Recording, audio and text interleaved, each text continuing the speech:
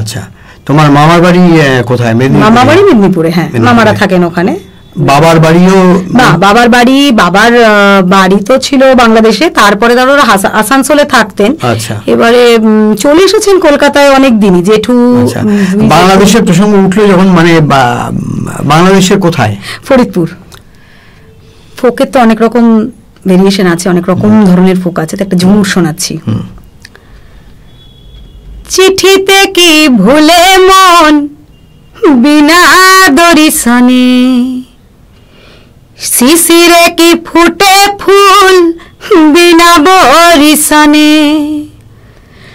মনে করি আসা যে তুমি কিন্তু নজরুল গীতিটা ছেড়ো না, কারণ নজরুল গীতিটা তোমার গলায় রবীন্দ্রসঙ্গীতের থেকে ভালো লাগে, তুমি সেটাই গাইবে। আমি বললাম ওয়েলকাম টু সৃজন স্টুডিও। এই যে স্টুডিও দেখছো, এটা আমার সৃজন স্টুডিওতে তুমি এসেছো, আর নতুন একটা চ্যাপ্টার শুরু করতে চলেছি, সেটা হচ্ছে মাটির কথা পডকাস্ট। সেই মাটির কথা পডকাস্টেও তোমাকে আজকে সেই কারণেই ডাকা হয়েছে, সেখানে তোমার কথা শুনবো। প্রথম যেটা তোমার কাছে জানতে চাইব যে তুমি ছোটবেলায় কোথায় বড় হয়েছো, মানে তোমার জন্ম কোথায়? নমস্কার, আমার নাম আত্রেয়ী নাগ সরকার। অনেক ধন্যবাদ আমাকে আমন্ত্রণ জানানোর জন্য। আমার জন্ম হচ্ছে মানে মামা বাড়িতে মেদিনীপুর শহরে। মেদিনীপুরে মেদিনীপুর সদরেই আমার মামার বাড়ি। তো মানে শহরেই আর কি, খুব একটা দূরে নয়, আপনার পশ্চিম মেদিনীপুর। হ্যাঁ, তো স্টেশন থেকে খুব বেশি দূরে নয়, ওখানেই জন্মটা, ওখানেই। তারপরে কিন্তু সবকিছুই কলকাতায়। বাবার বদলি চাকরি ছিল, বাবা বিভিন্ন জায়গায় ঘোরাঘুরি করতেন।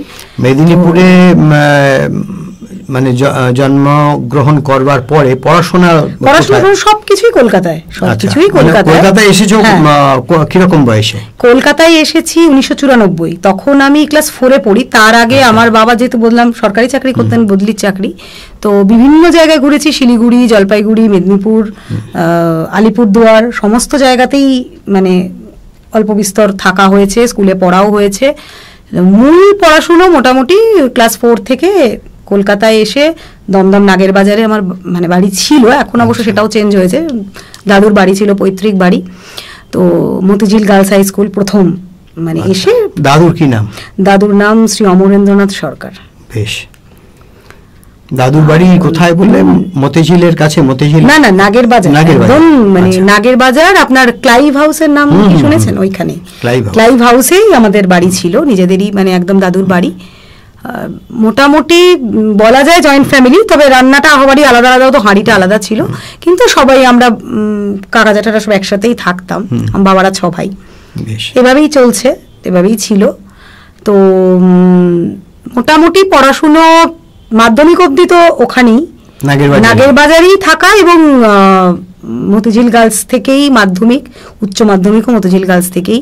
আচ্ছা। আর তারপরে কলেজ হচ্ছে বাগবাজার উইমেন্স। আচ্ছা। যেহেতু আমার মিউজিক ছিল, তো মিউজিকটা সাবজেক্ট হিসেবে রাখার জন্য ওখানে মিউজিক আছে, তো বাগবাজার উইমেন্স কলেজ। বেশ। ওখানে পলিটিক্যাল সায়েন্স অনার্স নিয়ে ভর্তি হলাম। মিউজিকটা পাশে ছিল, কারণ ওখানে মিউজিক অনার্স ছিল না। তার মধ্যে ইতিমধ্যে আমি শান্তিনিকেতনেও পরীক্ষা দিয়েছিলাম, কিন্তু একটা মিস আপ হয়ে গেল আমার ফ্যামিলিতে। সেটা হচ্ছে আমার বাবা মারা গেলেন 1998 সালে। তো তখন যা হয়, বাবা মারা যাওয়ার পর কাকারা, মামারা সবাই বললো না, একা একা শান্তিনিকেতনে অত দূরে গিয়ে থাকতে হবে না। ওখানেও চান্স পেয়েছিলাম, ওখানে হলে মিউজিকটা মানে মিউজিক নিয়েই পড়ার ইচ্ছে ছিল তো প্রথম থেকেই মায়ের। আচ্ছা, 1 মিনিট ইন্টারাপ্ট করছি। 1994-তে তোমার কি বললে? ক্লাস 4। ক্লাস 4। আচ্ছা, মানে তখন ক্লাস 7 থেকে 4 বছর বাবা মারা গেলেন। মানে তখন ক্লাস 7 থেকে ফাইনাল দেব আর কি, সেই সময় জানুয়ারি মাসে হঠাৎই মানে প্রচন্ড সুগার ছিল। তো সেই হিসেবে উনি সত্যি কথা বলতে কি খুব একটা মেনটেন করতেন না। আমার মা একটু কড়া ছিলেন, কিন্তু যা হয় আর কি। মায়ের নাম কি? মায়ের নাম শ্রীমতী মঞ্জুশ্রী সরকার। আচ্ছা, তোমার মামার বাড়ি কোথায়? মামা বাড়ি মেদিনীপুরে। হ্যাঁ, মামারা থাকেন ওখানে। বাবার বাড়িও বাবার বাড়ি তো ছিল বাংলাদেশে, তারপরে ধরো আসানসোলে থাকতেন। আচ্ছা। এবারে চলে এসেছেন কলকাতায় অনেক দিনই, জেঠু। বাংলাদেশের প্রসঙ্গ উঠলো যখন, মানে বাংলাদেশের কোথায়? ফরিদপুর। ও, ফরিদপুর। আমরা যেহেতু গত বছরের অক্টোবরে বাংলাদেশ ঘুরে এসেছি, আর বাংলাদেশের উপর আমাদের একটা একটু আছে, মানে আমার দাদু তো আজীবন মোটামুটি বাংলা ভাষাতেই কথা বলতেন, মানে সেটা নিয়ে আমরা একটু হাসি ঠাট্টাও করতাম, আমি, আমার বোন, আমার বাকি ভাই বোনরা। তো কিন্তু উনি মানে ওনার সেই মানে যে জায়গার যে ইয়েটা, সেটা উনি ছাড়তে পারতেন না, বলতেনও না, মানে বাংলা ভাষাতেই আজীবন কথা বলে গেছেন, ভীষণ আমাদেরকে ভালোবাসতেন। সেটা নিয়ে মানে বাবার অভাব, সত্যি কথা বলতে কি উনি মানে অভাব নিশ্চয়ই ছিল। হ্যাঁ, দাদু তো অনেকদিন ছিলেন, এবং দাদু মানে মানে ভীষণ একটা গার্ড দিয়ে আমাদের রেখেছিলেন, আমাকে অ্যাজ ওয়েল অ্যাজ আমার মাকে, মানে প্রচন্ড ভাবে। মানে অনেকে বলে তো যে স্বামী মারা গেলে শ্বশুর বাড়িতে একটা ভীষণ ইয়েটি, সেই জায়গা থেকে বাকিদের কথা অতটা বলবো না, কিন্তু দাদু মানে মানে অনবদ্য ভাবে আগলে রেখেছিলেন। ইনফ্যাক্ট মানে আমরা যখন চলে আসি ওই বাড়ি থেকে, আমার মা পরবর্তীকালে ওর কাছাকাছি মল রোডে একটা ফ্ল্যাট কিনলেন। মানে অ্যাকচুয়ালি কেন হলো সেটা কারণটা হচ্ছে যে আমি আমার বোন দুজনেরই পড়াশুনো, আমার গান বাজনা, মানে কো কারিকুলার শেখা। এবার একটা ঘরে একটু, কারণ কো কারিকুলার মানে আর কি শিখেছো? আমি গান শিখেছি, আমার বোন তবলা বাজাতো, মানে আমাদের তবলা বাজায়, মানে এতটাই ভালো আমাদের মানে কি বলবো বন্ডিং ছিল, মানে আমি তো ওকে ছাড়া গান গাইবো ভাবতেই পারতাম না। মানে একটা সময়ের পর আমার সত্যি কথা মানে গান, হ্যাঁ বোনেরও বিয়ে হয়ে গেছে, বোনেরও একটি মেয়ে আছে। বোনের বাড়ি কোথায়? বোনের বাড়ি মায়ের বাড়ির খুবই কাছাকাছি, মানে নাগের বাজারই। আচ্ছা। তারপর বাগবাজার উইমেন্স কলেজ, বেশ, আর ওখানে মিউজিক ছিল, মিউজিক নিয়ে ছোটবেলা থেকেই গানটা করতাম, গানটা শিখেছি। তবে সেটা ছোটবেলা থেকে কত ছোট, মানে একদমই 2.5 বছর থেকে প্রথম। আমার মানে বাড়িতে কি কেউ গানের লোক ছিলেন? আমার মামা বাড়ির দিকে সবাই গানের লোক, বাবার বাড়ির দিকে অবশ্য কেউই নয় যদিও, এবং সেটা নিয়ে একটু সত্যি কথা বলতে কি বিরোধিতাও ছিল, একদম যে ছিল না তা নয়। কারণ আমার ঠাকুমা খুব ভালো গান গাইতেন বলে শুনেছিলাম, ওনার গান শোনার আমার সৌভাগ্য হয়নি, তার আগে উনি কত হয়েছেন। তবে খুব ভালো গাইতেন, মানে এতটাই ভালো গাইতেন যে উনি হেমন্ত মুখোপাধ্যায়, সন্ধ্যা মুখোপাধ্যায়ের সঙ্গে একসঙ্গে স্টেজ শেয়ার করেছেন, ঠাকুমা। তো তারপরে ওনার কিন্তু ওনার গান আটকে দেওয়া হয়, সেটা বাড়ির লোকরাই, দাদু ইত্যাদি, তখন হয়তো গানের সেভাবে চল ছিল না বা কিছু। তারপর আমার চল থাকার থেকেও বড় কথা ওই মহিলাদের গান গাওয়ার, মানে গান গাওয়া এগোনোটা, সংসারের বাইরে পা যাওয়াটা খুব মুশকিল ছিল আর কি। তো সেই হিসেবে সত্যি কথা বলতে কি আমার বাবাও প্রথম দিকে খুবই মানে ব্যাপারটা নিয়ে বিরোধিতা করতেন, কিন্তু একটা ক্লিক হলো, সেটা হচ্ছে যে উত্তর 24 পরগনা থেকে রবীন্দ্রসঙ্গীতে একটা প্রাইজ পেলাম, প্রথম পুরস্কার। সেটা আমাদের মানে অত্যন্ত, মানে আমার কাছে খুবই গর্বের যে আমি সুচিত্রা মিত্রর হাত থেকে পুরস্কারটা পেলাম। তো তখন আমার বাবা বললেন যে না ঠিক আছে গানটা করুক, এটা যখন একটা মানে উনি যখন বুঝলেন যে হ্যাঁ এটা যদি মানে হয়ে থাকে আর কি, তাহলে তো ঠিক আছে গানটা নিয়ে এগোনো যেতে পারে। তারপর এইভাবে শুরু। তবে মা গ্র্যাজুয়েশন কমপ্লিট হয়ে গেছে? না, আমি ওটা অনেক ছোটবেলায়, আমার মোটামুটি বেশিরভাগ অ্যাচিভমেন্টই ছোটবেলায়। 7 বছর বয়সে প্রথম আকাশবাণীতে গাওয়া শিশু মহলে প্রথম, তখন আমরা থাকতাম আলিপুরদুয়ারে। আচ্ছা। তো তারপরে আকাশবাণীতে অনেকবারই গান করেছি, বহরমপুরে তো এখনো রেগুলার আমার গান বাজে। হ্যাঁ, বহরমপুরে গিয়ে পরীক্ষা দিলাম, ওখানে ওরা বলল যে আপনি এখানে এসে দিন আকাশবাণী। তো সেখানে মোটামুটি হলো, এভাবেই শুরু হলো। তবে মায়ের মানে অবদান মানে সাংঘাতিক, কারণ মা ছাড়া বোধহয় গান হতো না। মা মানে বাবার সাথেও যথেষ্ট মানে এটা নিয়ে কলিশন বললামই ছিল, এবং মাই শুরু করেছেন, এবং মা প্রচণ্ডভাবে মানে মানে এটা প্র্যাকটিস করছিস না, এটা করছিস না, মানে যখন যা চেয়েছি যেভাবে চেয়েছি দিয়েছেন। করতে হবে মানে গানের জন্য যা যা করার দরকার করণীয় সবটাই করেছেন। এবং আমার বোন প্রথমে নাচ শিখতো, তো নাচটা যা হয় আর কি, মানে ওই একই একটা বিরোধিতা যখন এলো তখন মা বোনকে কনভার্ট করে তবলায় করে দিল। আচ্ছা। এবার ও তবলাটা খুবই সুন্দর করতো, বাজাতো। হ্যাঁ, মানে বোনের ও চণ্ডীগড় থেকে পরীক্ষা দিল, 5th ইয়ার কমপ্লিট করার পর তারপর যা হয় সায়েন্স নিয়ে পড়লো, তো তবলাটা ছেড়ে গেল। আমি ওকে যদিও বলি যে তুই একটু আমার সাথে অন্তত আসলে, আমার সাথে ওর এতটাই মানে একটা ভালো বন্ডিং ছিল, আমি নিজে অন্যান্য তবলচির সাথে খুব একটা অ্যাডজাস্টেবল হতে পারি না এখনো স্টিল। আমি ওকে বলি যে তুই একটু শুরু কর, তাহলে আমার অন্তত খুব সুবিধা হয়। যাই হোক, এবার এইরকমভাবেই শুরু হলো। তারপরে বাগবাজার উইমেন্স কলেজে পড়লাম, ওখানে মিউজিক পাসে ছিল, পলিটিক্যাল সায়েন্স অনার্স। তার মধ্যে যেটা ঘটলো সেটা হচ্ছে 1998 সালে আমার বাবা মারা গেলেন। তো সেটার জন্য একটু ধাক্কা তো খেলাম, কিন্তু আমার মা প্রচণ্ড বলিষ্ঠ, মানে একজন মানসিক মানে প্রচণ্ড দৃঢ়তার সাথে আমাদেরকে মানুষ করেছেন। আমি কোনোদিন তাকে চোখের জল ফেলতে দেখিনি। মানে ওনার অবদান আমি বলে মানে সেটা আমার পক্ষে সম্ভব না যে উনি কি করেছেন আর কি তোমাকে মানে তাহলে গানের ব্যাপারটা এসছে তোমার মায়ের দিক থেকে? হ্যাঁ হ্যাঁ, কিছুটা মায়ের দিক থেকে। আচ্ছা, মানে একেবারে প্রথম কোন গান গেয়েছিলে বা শিখেছিলে বা অনুষ্ঠানে প্রথম? আমি সব রকম গানই গাই, এবার যা হয় প্রথম তো না, আমি বলছি যে জীবনের শুরুতে যখন গান নিয়ে শুরু করলে সেরকম কিছু মনে আছে, মনে পড়ছে? প্রথম তো ধরুন গান যা হয় সারেগামা শিখলাম, আয় তবে সহচরী প্রথম গান, একদম প্রথম। এবার শিশু মহলে আমি গিয়েছিলাম তোমার দুয়ার খোলার ধ্বনি, এই গানটা। তো ওই তোমার দুয়ার খোলার ধ্বনি, এই যে রবীন্দ্রসঙ্গীতটা, এটা কি একটু শোনানো যাবে? হ্যাঁ হ্যাঁ, নিশ্চয়ই, দেখি একটু শুনি। তোমার দুয়ার খোলার ধ্বনি ওই গো বাজে বাজে হৃদয় মাঝে, তোমার দুয়ার খোলার ধ্বনি, তোমার ঘরে নিশি ভরে আগল যদি গেল সরে, আমার ঘরে রইব তবে কিসের লাজে, ওই গো বাজে বাজে হৃদয় মাঝে, তোমার দুয়ার খোলার ধ্বনি। বাহ! জীবনে প্রথম অনুষ্ঠান কোথায় করেছিলে, মনে আছে? প্রথম অনুষ্ঠান তো স্কুলেই, একদম স্কুলেই প্রথম।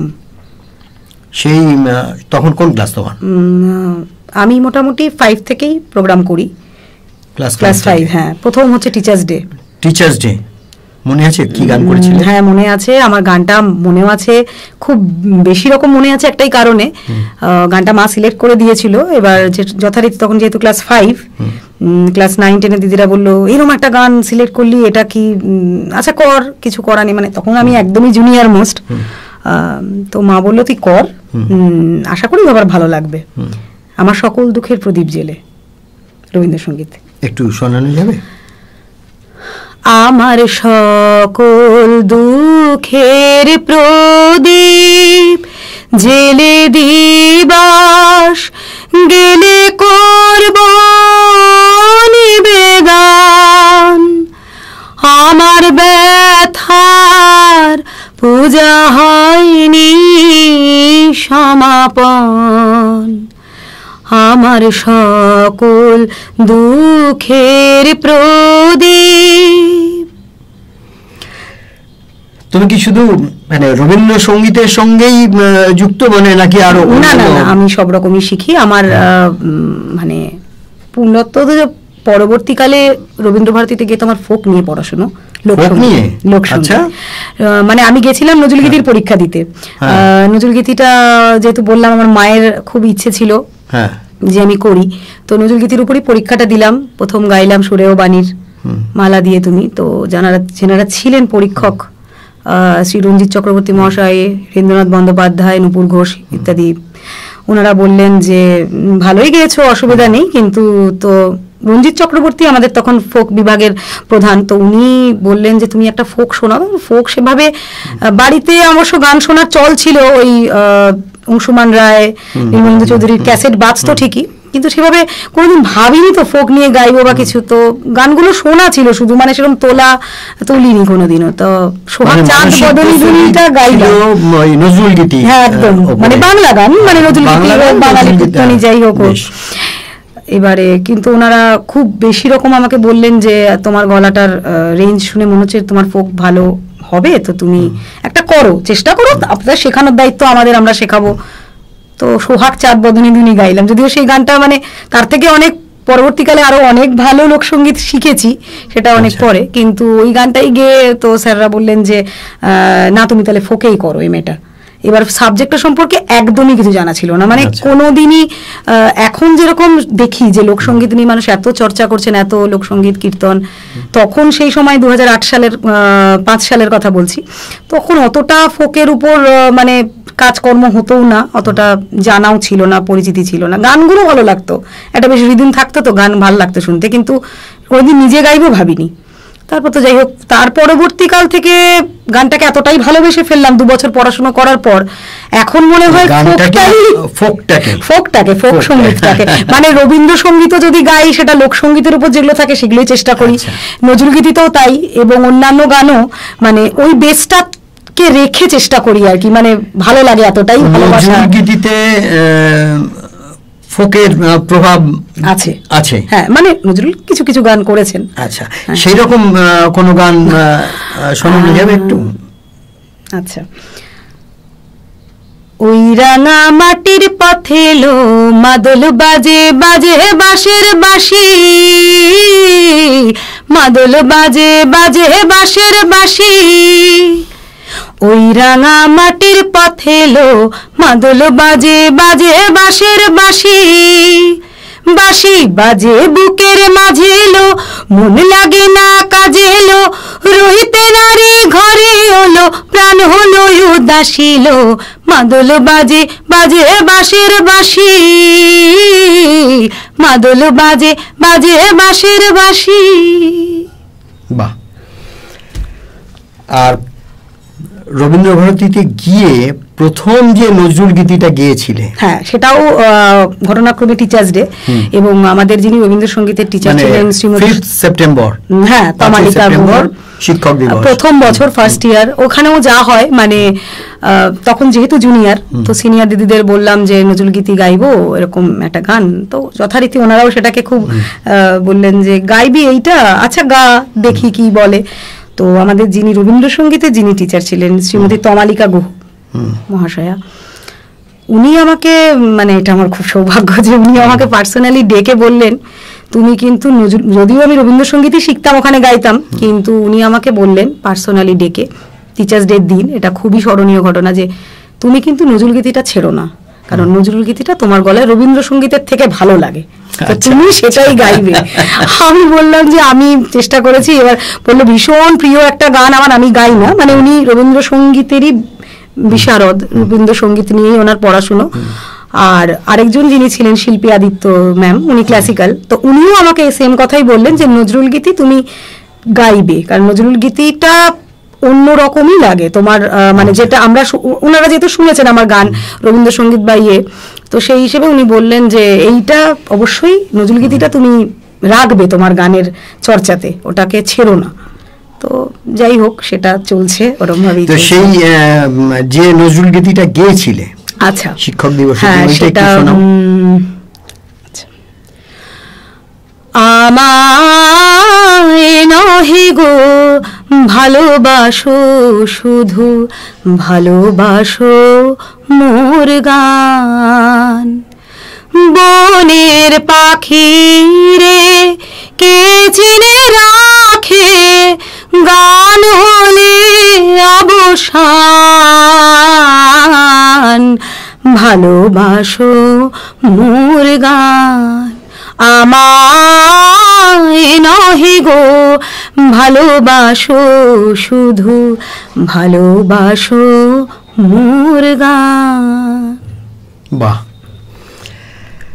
নজরুলের একটা বিখ্যাত গান হচ্ছে ওই অন্তর ন্যাশনাল সঙ্গীতের, যেটা তুমি তো গণসঙ্গীত গাও, তো গণসঙ্গীতের যারা গায়ক গায়িকা আচ্ছা বা কমিউনিস্ট আন্দোলনের সঙ্গে যারা যুক্ত, তারা কমিউনিস্ট ইন্টারন্যাশনালের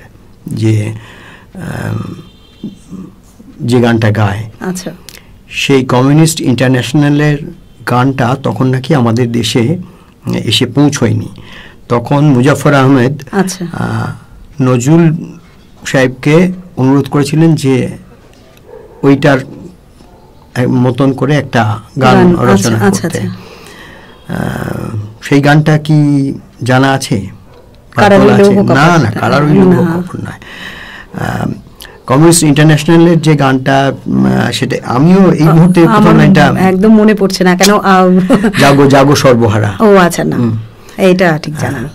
আচ্ছা, ওইটারই মতন করে বাংলায় নজরুল লিখে গেছেন। ও হ্যাঁ, এবং সেটা এই তথ্যটা একদমই মানে অজানা ছিল। মুজাফফর আহমেদের অনুরোধে সেই সময় বাংলায় লিখেছিলেন। কারণ ওই গানটা তখনও মানে ইংরেজি গানটা বোধহয় আমাদের দেশে এসে পৌঁছয়নি। আচ্ছা হ্যাঁ, আর পরবর্তীকালে সেটা ইংরেজি এবং বঙ্গানুবাদ হয়েছে। আচ্ছা, অনেকেই গায়। সম্ভব হলে এটা শেখার ইচ্ছে থাকবে। হ্যাঁ নিশ্চয়ই, আমি তো এখনো শিখি বলতে গেলে, মানে নতুন নতুন অনেক গান শেখার তো কোনো শেষ নেই। আর আমার খুব ভালোও লাগে, আমি আমার স্টুডেন্টদেরও বলি যে গান শোনো। করছি এই সব আমি হোঁচট খেতে খেতে কিছুই না জেনে একেবারে সমুদ্রে ঝাঁপিয়ে পড়েছি, অথচ আমি কিছুই জানি না। শিখতে একটা সময় গিয়ে অভিজ্ঞতা, আমারও দীর্ঘ বছরের অভিজ্ঞতা, অনেক কিছু রকম অভিজ্ঞতা হয়। তো তুমি তো গণসঙ্গীতও করো। হ্যাঁ, গণসঙ্গীতও করি। তো গণসঙ্গীতের একটা কিছু শোনানো যাবে? মানে কিরকম ধরনের গণসঙ্গীত শুনতে চাইছেন? মানে ধরুন অনেক রকম হয় তো। আচ্ছা, আমি একটু অন্য ধরনের একটা গণসঙ্গীত শোনাচ্ছি। আমি প্রথম গণসঙ্গীত সম্পর্কেও আমার একদম কোনো ধারণা ছিল। আচ্ছা, তাহলে আগে একটুখানি তোমাকে ইন্টারাক্ট করি। সেটা হচ্ছে যে গণসঙ্গীতের প্রসঙ্গ যখন এলো, তুমি তো গণনাট্য সংঘের সঙ্গে যুক্ত।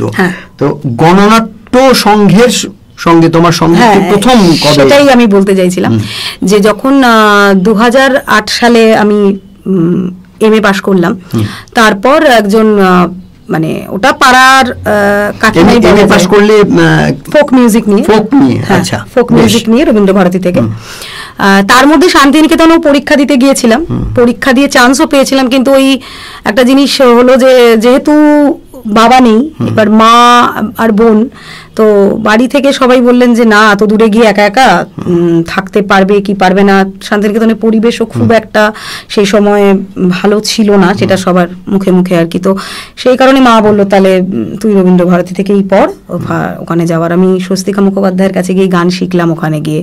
উনি পার্সোনালি আমাকে শেখালেন, বললেন পরীক্ষা দাও, অসুবিধা নেই।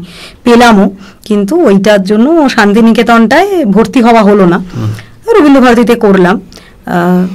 এবার গণসঙ্গীত বলতে ওই রবীন্দ্র ভারতীরই একটা প্রোগ্রামে আমাকে একজন দেখলেন, মানে পরিচিত, উনি গণসঙ্গীতের সাথে যুক্ত ছিলেন, মানে একজনের মা, একজন স্টুডেন্টেরই মা। তো উনি বললেন যে তোমার গলাটা তো বেশ ভালো, তুমি গণসঙ্গীত মানে গাইবে? আমি বললাম যে হ্যাঁ, নতুন রকম সঙ্গীত শুনতে তো ভালো লাগে। উনি আমাকে প্রথম যেসব গানগুলো বললেন, সলিল চৌধুরীর পথে বা নামসাথী, আমি ঝড়ের কাছে, তো মোটামুটি গানগুলো জানা। আর বললাম যেহেতু গান শোনার একটা প্রচলন আমার বাড়িতে ছিল, ভাবলাম যে হ্যাঁ, এইসব গানগুলো তো গাওয়াই যায়। কিন্তু গণসঙ্গীতেরও অনেক রকম ধাঁচ আছে, অনেক রকম ভেরিয়েশন আছে।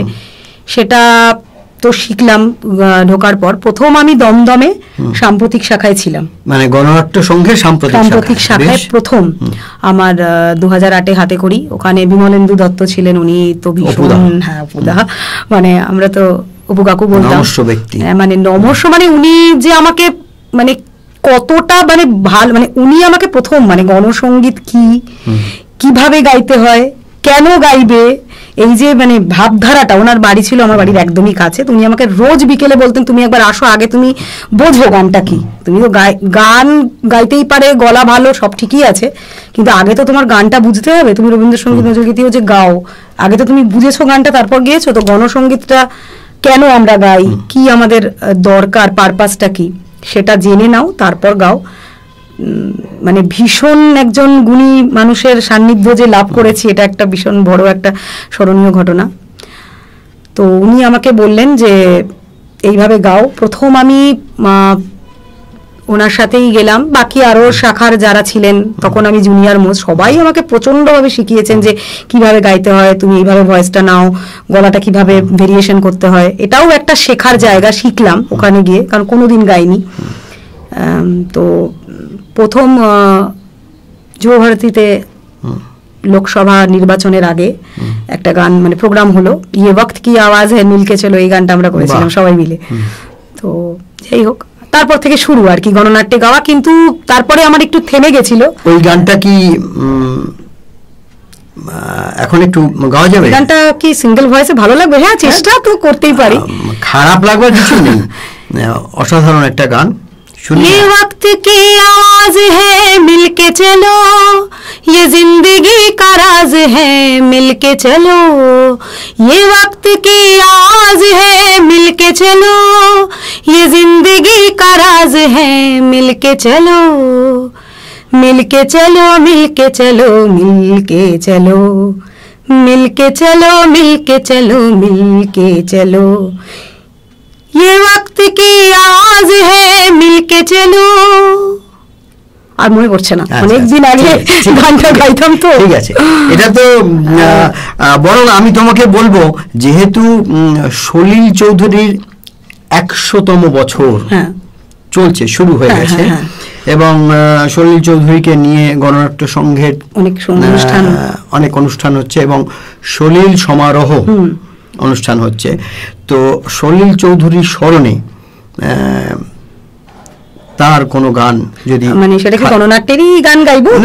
গণনাট্যেরও গাইতে পারো, যেটা তোমার পছন্দ। এটা বলছি আপনাকে, মানে এটা আমার সাম্প্রতিক শাখাতেই শেখা, কিন্তু সলিল চৌধুরীর থেকে উনি উৎসাহিত হয়ে গানটা লিখেছিলেন, লেখক অভিজিৎ বসু। আর এটা একটা সিনেমাতে হয়েছিল, একা একা বলে, অলোক রায়চৌধুরীর গাওয়া। এই গানটা আমি একটু শোনাচ্ছি, তারপর আমি অন্যরকম কিছু শোনাবো আবার। পথে প্রান্তরে হাতে হাত ধরে লক্ষ জনার সাথে, হয়তো বা কোনো গ্রামের কুটিরে অথবা চাষির খেতে, অচেনার সাথে আলিঙ্গনে তুমি আমি এসো বাঁচি, পথ হারাবো বলেই এবার পথে নেমেছি, পথ হারাবো বলেই এবার পথে নেমেছি, মিছে সংশয় দূর করো ভয় পাড়ি দাও চরাচরে, অচেনা সুদূর হোক বন্ধুর বরণ করোই তারে, আজ চেনা গণ্ডের সীমানা ছাড়িয়ে অচেনার কাছাকাছি, পথ হারাবো বলেই এবার পথে নেমেছি, পথ হারাবো বলেই এবার পথে নেমেছি। বাহ, যতটুকু শুনলাম অসাধারণ। মানে সলিল চৌধুরীকে স্মরণ করে আজকে মানে এই গানটা আমারও মানে এতটাই মন ছুঁয়ে গেছে সত্যি, যে সেজন্য আপনি বললেন, তাই জন্য আমি এটাই মানে চেষ্টা করলাম করার। খুব ভালো, মানে সিলেকশনটা খুব ভালো ঠিক এই মুহূর্তে দাঁড়িয়ে। এরপরে তোমার কাছে যদি সলিল চৌধুরীর কোনো গান শুনতে চাই। আচ্ছা, সলিল চৌধুরীর, আচ্ছা, कहीं दूर जब दिन ढल जाए, साँझ की दुल्हन बदन चुराए, चुपके से आए, मेरे ख्यालों के आंगन में कोई सपनों के दीप जलाए, दीप जलाए, আমায় প্রশ্ন করে নীল ধ্রুব তারা, আর কতকাল আমি রব দিশাহারা, রব দিশাহারা, জবাব কিছুই তার দিতে পারি নাই, শুধু পথ খুঁজে কেটে গেল এ জীবন সারা, এ জীবন সারা। খুব সুন্দর। মাঝে একটা ছেদ পড়ে গেল, বিনসারের যে কথাটা বলছিলাম, যে বিনসারে ওই প্রচণ্ড কনকনে ঠান্ডায় 2004-এর 24শে অক্টোবর আমরা বিকেলবেলা 3:30 4টে নাগাদ গিয়ে পৌঁছেছি। ফাঁকা ধুধু করছে নোম্যান্স ল্যান্ড, আর চতুর্দিকে ঘন জঙ্গল, এবং সেই ঘন জঙ্গল থেকে নাকি বাঘ টাঘ বেরোয়। তো ছেলেটাকে ঘরের মধ্যে ওই বাংলোর ভেতরে শোয়ানো রয়েছে, ওর জ্বর এসেছিল, আর মেয়েটা ওই শীতের পোশাক টোশাক পরে এধার ওধার সেধার ঘুরে বেড়াচ্ছে। হঠাৎ কেয়ারটেকার এসে আমাদেরকে বলল যে খুব সাবধান, মেয়েটাকে ঘরে ঢুকিয়ে দিন অথবা আপনাদের সঙ্গে রাখুন, কারণ চিতা এসে বা অন্য কোনো বাঘ এসে যে কোনো সময় তুলে নিতে পারে।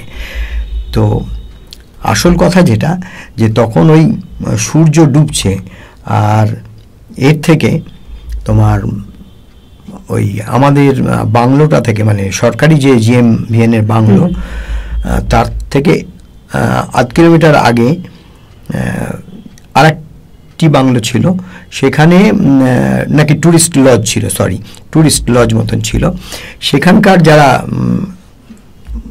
ট্যুরিস্ট, তারা আমাদের ওই বারান্দাতে এসে ওই সানসেট দেখছে। আচ্ছা। আর এই যে সানসেট, পরবর্তীকালে আমি যখন এডিট করি এই বানানোর ছবিটা, আচ্ছা, সেই ছবিটা এডিট করবার সময় এই তুমি যে গানটা কहीं दूर जब दिन ढल जाए, আচ্ছা, এই গানটা ওখানে লাগিয়েছিলাম। আচ্ছা। যদিও তখন প্রায় কিছুই জানতাম না, এবং এখনো কিছুই জানি না, কারণ এডিটিং একটা বিশাল ভাস্ট ব্যাপার। শেখার তো কোনো শেষ হয় না, শেখার শেষ নেই। আর ওই ইন্টারেস্ট মানে বা খিদে যাই বলো রয়েছে, সেই সব করতে করতে হোঁচট খেতে খেতে খেতে খেতে চলেছি। আর দেখি কতখানি কি করা যায়। কিন্তু এবার তোমার কাছ থেকে একটা ফোক, লোকসঙ্গীত, যেটা নিয়ে তুমি রবীন্দ্রভারতীতে গেলে নজরুল গীতি শিখতে, কিন্তু তার বদলে ফোক শিখে ফেললে, ফোকে এমএ করলে। সেই ফোক একটা শুনি। ফোকের তো অনেক রকম ভেরিয়েশন আছে, অনেক রকম ধরনের ফোক আছে, তো একটা ঝুমুর শোনাচ্ছি। চিঠিতে কি ভুলে মন বিনা দরিশনে, শিশিরে কি ফুটে ফুল বিনা বরিশনে, মনে করি আসাম যাব, আসামেতে লাকড়ি লিব, বাবু বলে কাম কাম, সাহেব বলে ধরিয়ান, সরদার বলে লিব পিঠের জান, হে যদুরাম ফাঁকি দিয়া চলাইলি আসাম।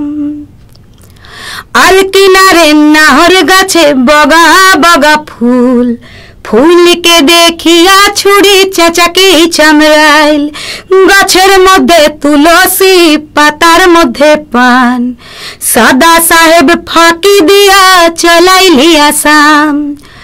মনে করি আসাম যাব, জোড়া পাকা টাঙ্গাইব, বাবু বলে কাম কাম, সাহেব বলে ধরিয়ান, সরদার বলে লিব পিঠের জান, হে যদুরাম ফাঁকি দিয়া চলাইলি আসাম, হে যদুরাম ফাঁকি দিয়া চলাইলি আসাম। বাহ, আমরা একেবারে শেষ পর্যায়ে চলে এসেছি। আসলে এর আগে রেকর্ডিংটা বন্ধ হয়ে যাবার বোধহয় অন্যতম একটা কারণ, আমি দেখতে পাচ্ছি ব্যাটারি একদম লাল হয়ে গেছে, বোধহয় ব্যাটারি শেষ হয়ে গেছে, একদম যে কোনো মুহূর্তে শেষ হয়ে যেতে পারে। হ্যাঁ, তো তোমার গান শেষ করব ওই কীর্তন অঙ্গের গান বলছিলে, তো কীর্তন অঙ্গের একটা গান যদি দু এক কলি এই ব্যাটারি শেষ হয়ে যাবার আগে যদি শুনি। মানে কীর্তন আর লোকসঙ্গীতের মধ্যে অনেকে মানে একটু মিলিয়ে ফেলে যে দুটো বোধহয় এক, আমার নিজেরও সেরকম ধারণা ছিল, রবীন্দ্রভারতীতে গিয়ে সেটা ভুল ভাঙলো যে দুটো আলাদা জনারের গান। চেষ্টা করছি একটা কীর্তন গাবার। এখনো সেই বৃন্দাবনে বাঁশি বাজে রে, এখনো সেই বৃন্দাবনে কালার বাঁশি শুনে বনে বনে ময়ূর নাচে রে, এখনো সেই বৃন্দাবনে বাঁশি বাজে রে, এখনো সেই বৃন্দাবনে, এখনো সেই নীল যমুনায় যমুনায় যমুনায়, এখনো সেই নীল যমুনায় জলালিতে যাই ললনায়, কৃষ্ণ আসে সে ছলনায় কদম তলে রে, এখনো সেই বৃন্দাবনে বাঁশি বাজে রে। বাহ, খুব ভালো লাগলো। আমাদের এই সৃজন স্টুডিওতে এসেছো এবং নতুন যে চ্যাপ্টার খুলতে চলেছি পডকাস্ট মাটির কথা, হ্যাঁ, এই মাটির কথা পডকাস্টে তোমার এই অংশগ্রহণ, তাই জন্য তোমাকে অসংখ্য ধন্যবাদ। ভবিষ্যতে আবার সুযোগ পেলে তোমার কাছ থেকে আরো গান শুনবো। নমস্কার।